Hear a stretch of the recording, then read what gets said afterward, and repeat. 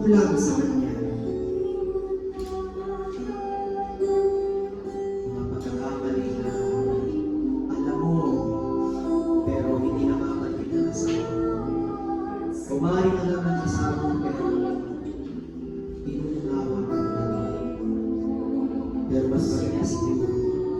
Sa mga oras na ito, marinig ng asawa mong lalaki ang mga pagkukulang na ito at ang panghingi ng pagmamahal ng sorry sa mga pagkakataon. Hallelujah. Mahal kong kasama, patawarin mo ako. Ang mga pagkakataon, ako'y nagkukulang sa iyo. Sa mga pagkakataon na nagawa ako ng mali, ay pinasasama ng loob mo. Sa mga pagkakataon, napapansin ko na lumalayo ako sa iyo. Maunawaan ko sana yung mga pagkakataon at sana'y may pagkakataon natin pag-usapan ang mga bagay na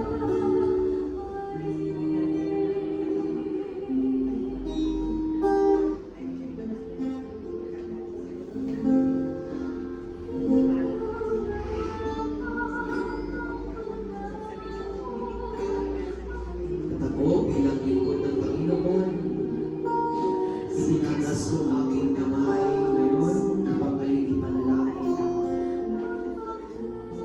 Panginoon, narito po ang aking mga kapatid na asawa ng San Isidro Labrador Emily Community na sa aming recollection Lord sa gabi sa araw na ito.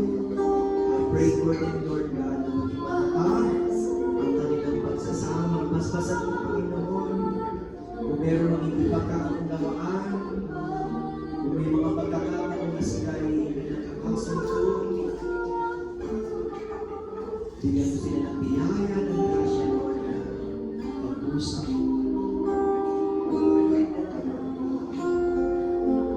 Pag-usapan ng mga issue na meron sila.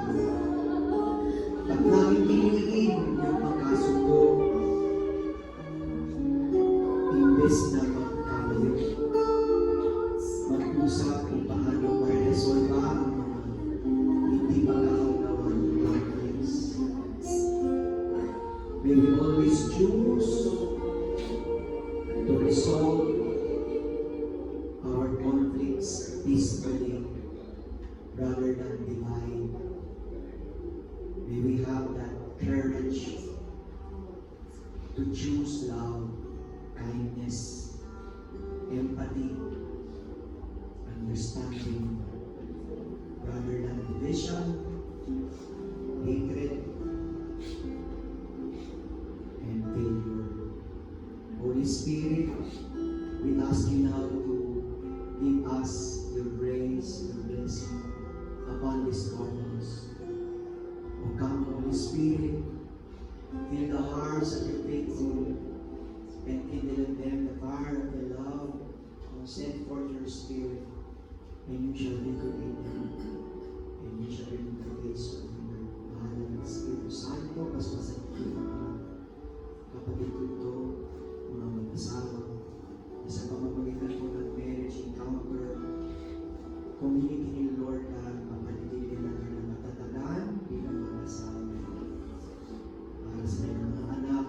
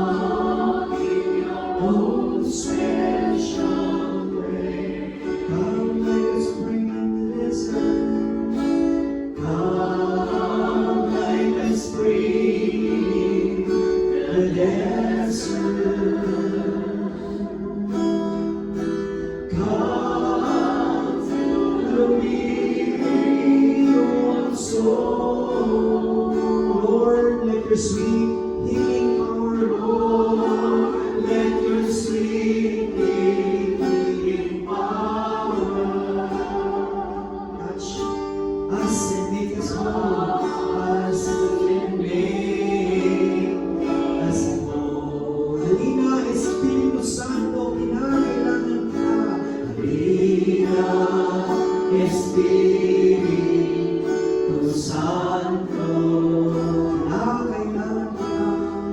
Kinakailangan kita. Sigaw ang lakas na mahina. Sigaw ang lakas na mahina. Pag-asa namin pag-asa namin lahat.